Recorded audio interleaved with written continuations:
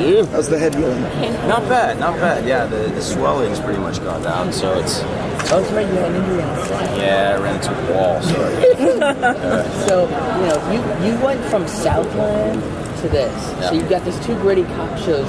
What did you find? What was it because you were in a gritty cop mood? You were like, I'm gonna jump to Gotham now. You told me about the OC. I know, but so what was it? Why did you jump to another gritty cop show after Southland? Oh, it wasn't a conscious decision. Bruno and I worked together after Southland ended last year on a pilot for CBS, and that didn't go to series. And so he sent me this script in January of this year and said, written the part to work with mine and take a vote. And it's just such a great opportunity. There's no way of saying no. And so it wasn't a conscious decision. That being said, it's great to have come off of a cop show and bring that skill set and that mentality to this show and try and play it honestly, play it truthfully, make the police work reasonably, accurate, sort of.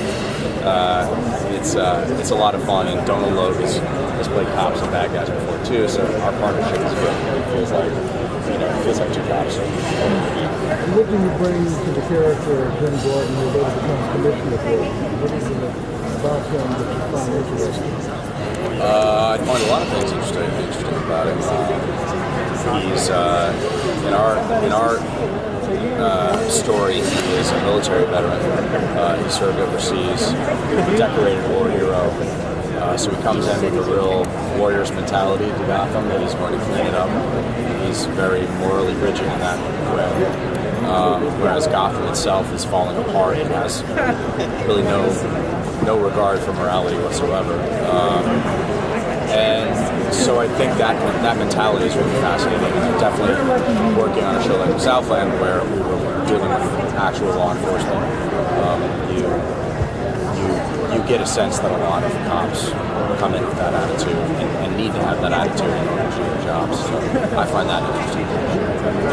The one thing I interviewed you a long time ago when you were starting on the OC, and now I see like a complete change in you as a person, as an actor, from moving from show to show. So I wanted to ask you, how do you approach things?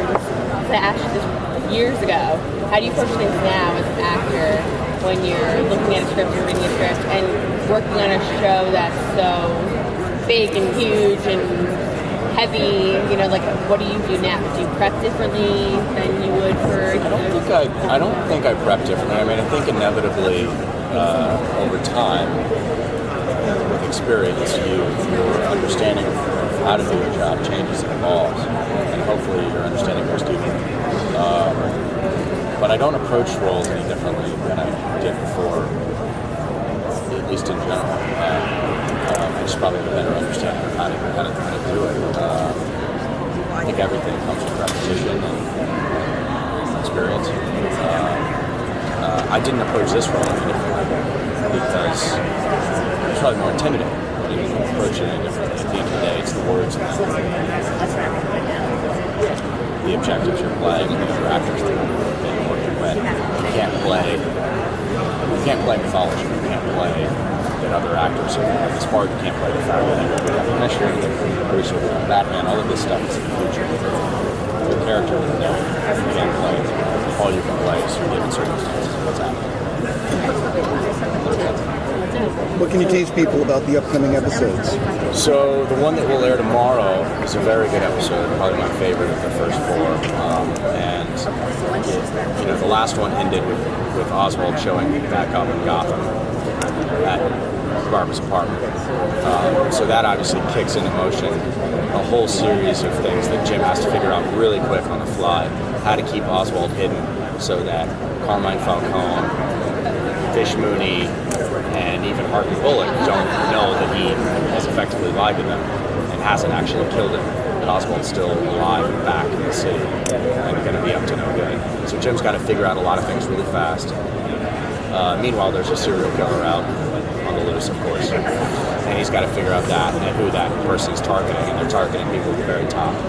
That comes to a head. So the lies start to sort of layer on top of each other. The lies he's telling himself, the lies he's telling other people, including his fiancée Barbara, and the secrets he's hiding. And it's fun to play. So it'll only get more intense. I mean, and by the way, we introduce Arkham in the next episode. So not it's not fully about Arkham, but Arkham is a major piece of the puzzle as to what's happening in Gotham, and it starts in episode 4, and then we'll go into it further later in the season. It sounds cool. Yeah, Thanks, guys. Thank you. Thank you. Thanks, guys.